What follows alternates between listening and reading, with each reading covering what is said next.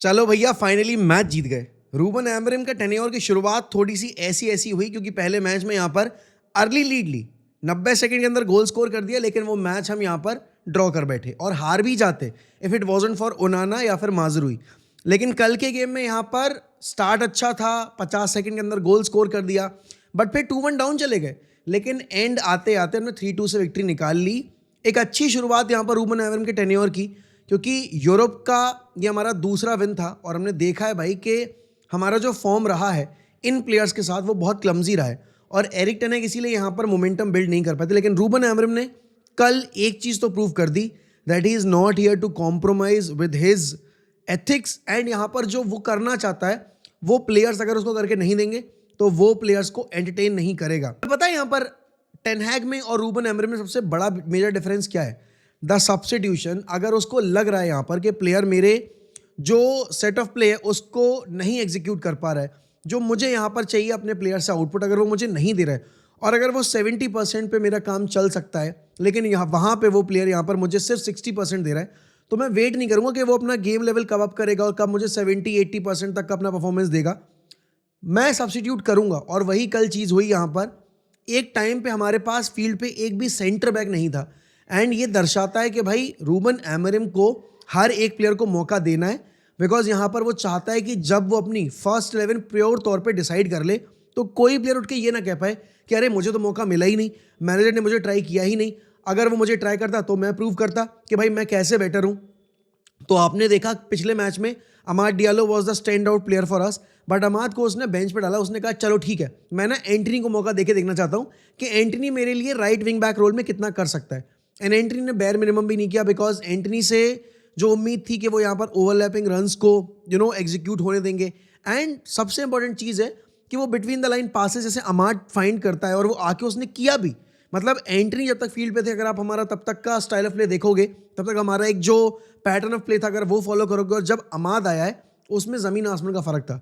दूसरी चीज़ यहाँ पर उसने ट्रस्ट शो किया अभी तक उगारते के ऊपर। रूड वेस्टल रॉय ने भी ये चीज़ की थी, उसने 4 मैच मैनेज किए थे, 4 के 4 मैच यहाँ पर मौका दिया उगारते को, एंड कल के मैच में भी यहाँ पर उगारते को मौका मिला। तो ये बहुत ज़रूरी है कि आपको अपनी मिडफील्ड का जो पिवट है वो पता होना चाहिए। एंड कल सरप्राइजिंगली ब्रूनो फर्नांडिस को हमने डीपर रोल में देखा। वैसे ब्रूनो फर्नांडिस यहाँ पर अप टॉप खेलना प्रेफर करते हैं और उनका ए गेम आता भी तभी है जब वो ऊपर खेलते हैं, लेकिन कल मेसन माउंट को वो अपॉर्चुनिटी दी गई। एंड मेरे हिसाब से ये जो सिस्टम है रूबन एमरिम का, इसमें मेसन माउंट जैसे इंटेंसिटी वाले प्लेयर का बहुत इंपॉर्टेंट रोल, बहुत क्रूशियल रोल हो सकता है। And he can be one of the players that can actually shine under Ruben Amorim, and उसका करियर जो पटरी से उतरता दिख रहा है वो रिवाइव हो सकता है। कल अगर मैच में बात की जाए सर्टेन प्लेयर्स की जो कि इंजरी से वापस आ रहे थे, उसमें सबसे बड़ा नाम ऑब्वियसली टैल मलासिया का था ना। मलासिया कोई गेम को देखकर आपको समझ में आएगा कि what is the difference between एक प्लेयर जो फिट है और एक प्लेयर जो मैच फिट है। अब मैं बता दूं इसका रीज़न क्या है। अब एक प्लेयर फिट होता है ना तो वो अवेलेबल ऑप्शन होता है एक मैनेजर के लिए, लेकिन अगर एक प्लेयर मैच फिट है तो यहाँ पर वो मैच स्टार्ट कर सकता है। और कल के मैच में मलासिया को स्टार्ट देने का सबसे बड़ा रीज़न ये था कि उसकी फिटनेस टेस्ट करनी थी कि भाई इज ही मैच रेडी और नॉट। एंड देखो 1.5 साल के बाद जब कोई प्लेयर वापस आता है तो ऑब्वियस ही बात है उसका स्टैमिना कम होगा, उसकी पेस कम होगी, because he is not use to एक मैच डे रूटीन। और यहाँ पर कल मलासिया के केस में वही देखने को मिला। He was playing decent football, खराब भी नहीं खेल रहा था, but he hasn't got the legs as of now, he hasn't got the stamina as of now कि वो 50, 55, 60 मिनट तक भी इंटेंसिटी मेंटेन कर पाए। And that's why half time पर रूबन एमरिम ने कॉल लिया कि भाई नहीं, मुझे सब्स्टिट्यूट करना है, मुझे डेलो को लेकर आना है। लेकिन डेलो का गेम बहुत ही ज़्यादा एवरेज था, बहुत ही ज़्यादा ख़राब था। उसमें मैं डेलो को ब्लेम भी कितना ही करूँ और क्या ही बोल लूँ मैं डेलो को। बट देन अगेन डेलो को यहाँ पर अगर इस तरह की फुटबॉल खेलनी है, United is not the club जहाँ पर मैं उनको देखना चाहूँगा। He needs to up his game. I know he is playing out of position, but out of position और भी प्लेयर्स खेलते हैं, बट कोई इतना एवरेज नहीं खेलता। लिसांद्रो मार्टिनेज लुक्ड, मैं बोलूँगा, bit clumsy in the first half. And Licha के साथ ये प्रॉब्लम आ रही है इस सीज़न में। अगर आप देखोगे बहुत सारे ऐसे मैचेस हुए हैं जहाँ पर लीचा की पोजीशनिंग अच्छी नहीं रही है या फिर लीचा की डिसीजन मेकिंग अच्छी नहीं रही है। और कल के गेम में everybody knew that Malasia is going to struggle and Licha has to cover up a lot of ground for him, but Licha was not ready for that. And ultimately हमने जो 2 गोल कंसीड किए, एक तो भाई हमारे अगेंस्ट बेल्टर ही पड़ते हैं। पिछले मैच में आपने देखा इप्सविच के अगेंस्ट हमने हचिनसन वाला एक बेल्टर कंसीड कर लिया। कल भी मैच में जो पहला गोल हमने कंसीड किया है भाई क्या फिनिश थी वो, and Onana could have done nothing in that, and Onana ने कल अच्छे सेव्स भी किए. Again Onana has been one of the most consistent player for us इस सीजन में, one of the most improved player. लेकिन the player who is dropping 9 out of 10 performances week after week, game after week, is Mazraoui. Such a steal भाई. 15 million में Bayern के जो भी फड्डे थे माजरूई के साथ, हमारा भला हो गया उसमें, because Mazraoui is the most technical player in our team and one of the players अभी एक्टिवली प्रीमियर लीग में जो on the ball position loose करना नहीं जानता. टाइट स्पेसेस में he never gives away the ball, never. I have never seen him giving away the ball, and उसके take ons बहुत clean होते हैं. मतलब इतने क्लीन टेक ऑन्स तो आपके फॉरवर्ड्स के भी नहीं होते. और फॉरवर्ड्स पे बात आई गई है तो मैं रैस्मस हॉयलैंड पे तो आऊंगा, क्योंकि उस पर तो मुझे बहुत अच्छे से डिस्कस करना है. पर देखो यार, एक सर्टेन वो फियर है मेरे अंदर कि गर्नाचो ना कहीं रैशफोर्ड 2.0 बन के ना रह जाए, बिकॉज रैशफोर्ड के साथ प्रॉब्लम यही हुई थी. जब रैशफोर्ड सीन पे ब्रेक हुए थे तो रैशफोर्ड के कुछ ट्रेड्स बहुत ही एक्सप्लोसिव थे, और आपने देखा है कि रैशफोर्ड के वो ट्रेड्स आज तक रैशफोर्ड के साथ हैं. लेकिन रैशफोर्ड ने अपने गेम को कभी अप करने की कोशिश नहीं की और अपनी स्ट्रेंथ्स को इंप्रूव नहीं किया, मतलब और क्वालिटीज एडअप ही नहीं की. एंड गर्नाचो के साथ भी प्रॉब्लम ये है. गर्नाचो यहाँ पर अपने तीसरे सीजन में, बिकॉज उनको 2 साल पहले मौका मिला था वर्ल्ड कप वाले ईयर में, फिर लास्ट ईयर तो उनको हमने 38 गेम लगातार स्टार्ट दिया था, और इस साल में भी he has become one of the most crucial player of our team. He scoring goals. But अगर बात की जाए ना क्रिएटिविटी की, देखो हमारी दोनों विंग्स बिल्कुल डेड हैं. क्रिएटिव एंड पर हम कुछ क्रिएट नहीं करते. एंड गर्नाचो के साथ सबसे बड़ी प्रॉब्लम ये कि उसने इतना ज़्यादा अपने आप को सेंटर फिगर मान लिया है, या फिर हमने उसको इतना ज़्यादा सेंटर फिगर बनाने की कोशिश की है कि he thinks that he has to do everything. He has to take the shots, he has to take ons, and यहाँ पर सब कुछ वही करेगा.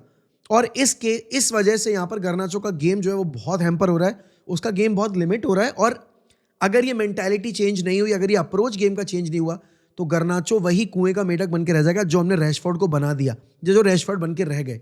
क्योंकि प्लेयर्स को ये रियलाइज कराना बहुत ज़रूरी होता है कि हाँ, what you are doing is good enough, but you need to do more. And Garnacho के केस में सबसे बड़ी प्रॉब्लम ये है कि nobody is telling him that अभी जो वो कर रहा है वो ठीक है, लेकिन वो जो नहीं कर रहा है और जिसकी वजह से टीम हैम्पर हो रही है, वही तो करना है.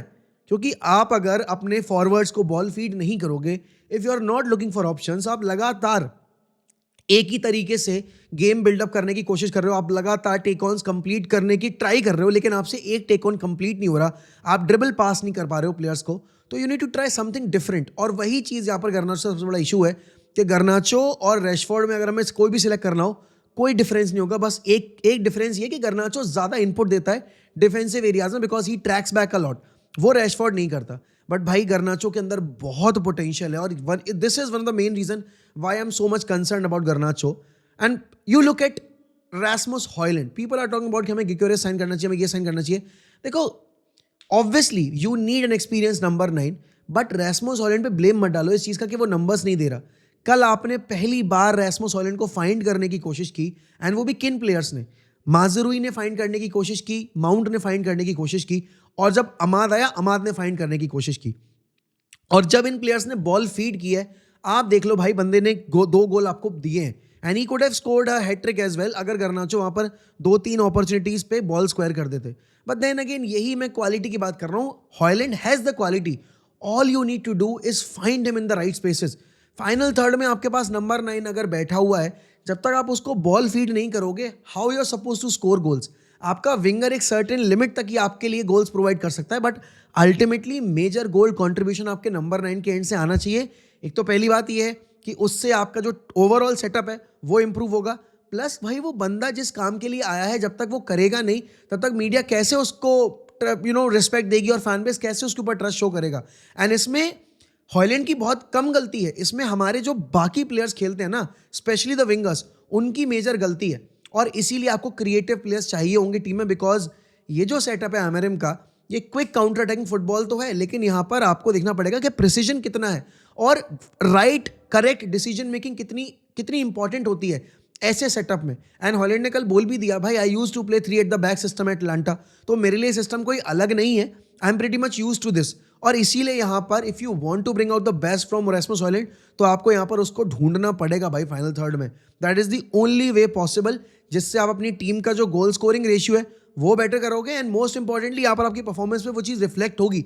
क्योंकि जब आपके सर्टेन प्लेयर्स का कॉन्फिडेंस अप जाएगा तो ओवरऑल टीम का कॉन्फिडेंस भी अप जाएगा, क्योंकि if Holland is on the score sheet people will try to find him more and even more, especially Bruno Fernandes. And talking about Bruno, again वो certain limitations हैं Bruno के case में कि यहाँ पर ब्रूनो जितना डीप खेलते हैं उतना गेम उनका हैम्पर होता है। लेकिन यहाँ पर आई गेस अगर हम कोबी मेनो को यूज़ करेंगे और हम रोटेशन में यूज़ करेंगे ब्रूनो और मेसन माउंट को, या फिर माउंट को हम नंबर 8 रोल में यूज़ करेंगे, ब्रूनो को नंबर 10 रोल में यूज़ करेंगे, I can see this team going forward because हमें पैटर्न ऑफ प्ले दिखाई दे रहा है। जो पैटर्न ऑफ प्ले हम डिमांड कर रहे हैं आपको अभी ना कुछ कुछ हरकतें दिखाई दे रही हैं, and once these players will get used to this system, some of these players are not good enough to execute the game plan जो आपका ले डाउन करेंगे यहाँ पर Ruben Amorim, but definitely with time and जैसे जैसे matches खेलेंगे ये they'll get use to this whole setup and आपको परफॉर्मेंसेस में वो चीज़ रिफ्लेक्ट होगी। And Ruben Amorim is cold, let me tell you this, Ruben Amorim is not celebrating goals, Ruben Amorim is all concern about कि हम ये जो goals कंसीड कर रहे हैं, ये गोल्स कंसीड करना रोके कैसे, and that's what you need from your manager to realize his mistakes. And again वही वाली बात आ जाती है कि the timing of substitutions and the choice of substitutions matters a lot. जो चीज़ यहाँ पर मैच मैनेज करने के लिए टेनेक के केस में हम लगातार क्रिटिसाइज करते आए थे, वो चीज़ आपको पहले मैच में भी देखी रूबन एमरिम के एंड से और इस मैच में भी देखी। पहले मैच में Rashford and Delo were not playing well, बाहर निकाला, प्लेयर्स लेकर आया वो। इस मैच में Malacia was not up to the mark, उसने मलासिया को सब्स्टिट्यूट किया, and because Mason Mount was coming back from an injury, उसने मेसन माउंट को सब्स्टिट्यूट किया। वो बहुत नीडेड है बिकॉज सीजन बहुत लंबा है, यहाँ पर 10 गेम के बाद आपका सीजन एंड नहीं हो रहा है, अभी आपको आधे से ज़्यादा सीजन खेलना है। तो I am liking this approach and I am pretty confident that Ruben Amorim is the right guy and he can turn things around. All we need to do is make the right calls. We have to decide हमें किस player को continue करना है next season में, किस player को नहीं करना है। And talking about Luke Shaw, he looked good in bits and pieces, but then again we have to take a call on our fullbacks, our wingbacks, especially on the left channel, because हमें अगर 2 injury prone players के साथ अगले season में enter करना पड़ेगा, I think फिर आप एमआरएम से डिमांड मत करना कि भाई आपको इन प्लेयर्स से बेस्ट निकालना, बिकॉज ये प्लेयर्स अगर अवेलेबल नहीं होंगे तो कैसे एमआरएम बेस्ट निकाल के दे पाएगा। But yes, I am pretty much happy that United have won their second game of Europa League, and convincing तो नहीं था बट एक डोमिनेटिंग सेकेंड हाफ परफॉर्मेंस जरूर थी, बिकॉज फर्स्ट हाफ में वी लुक्ड थोड़ा सा रेकलेस, थोड़ा सा मैं डल, बट यहाँ पर सेकेंड हाफ में इट वॉज ऑल यूनाइटेड। हाँ, देयर वर सर्टेन मोमेंट्स जहाँ पर आपकी बोडो ग्लिम्ट ने यहाँ पर हमें एक्सपोज कर दिया था, बट ठीक है, ऐसे मोमेंट्स तो हर टीम के साथ आते हैं। एंड ये दूसरा गेम था, I am not expecting in 10 out of 10 performance या 9 out of 10 performance from Ruben Amorim as of now. 7-8 game के बाद बात करेंगे कि हाँ भाई क्या इंप्रूवमेंट है, क्या टीम सिलेक्शन में इंप्रूवमेंट है, क्या आपका सेटअप में इंप्रूवमेंट है। बाकी अभी के लिए आई एम प्रीटी मच हैप्पी। बाकी आपके क्या ओपिनियंस हैं कल के मैच को लेकर, do let me know in the comments. And इसी के साथ मैं आपसे लूंगा अलविदा। वीडियो को लाइक करना, चैनल को सब्सक्राइब करना बिल्कुल मत भूलिएगा और कमेंट करिए ज़्यादा से ज़्यादा, जिससे कि एल्गोरिथम में चैनल आए। बाकी बहुत बहुत शुक्रिया आपका वीडियो देखने के लिए और यहाँ तक सपोर्ट करने के लिए। ध्यान रखिए अपना, बाय बाय, टेक केयर।